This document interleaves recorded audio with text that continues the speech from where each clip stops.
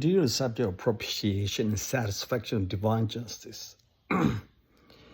Bobby argues that only a human could represent humanity in the act of atonement, as the penalty of sin required a human nature to endure suffering and death. Therefore, you must have a human to suffer for the act of atonement. Atonement is like a propitiation, means to satisfy God's divine justice and wrath. And only that we can be spared and forgiven. Somebody has to suffer because of fallen Adam and Eve, our ancestors, and we inherited that. However, because the debt of sin was infinite due to God's holiness, the mediator also had to be divine to offer a sacrifice of infinite value. You see that? Because sin is so vast. We underestimate sin. From my background myself, I never really understood the depth and the breadth of the tenacity of the viciousness and the darkness of the power of sin. I'm from generally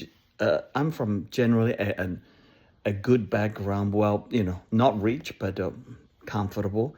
My parents worked hard to raise me, etc. I went to good school, etc. But never had suffered. There's so much suffering, like the power of sin is per se. I don't rob, don't steal, etc. But even our seemingly, small sins, whatever, but big sins, mostly in the mind, the lustful thoughts of sin, etc.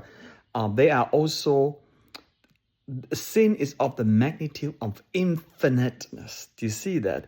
The debt of a sin is infinite. Unless you see that, you will never appreciate the atonement and the propitiation of Jesus on the cross.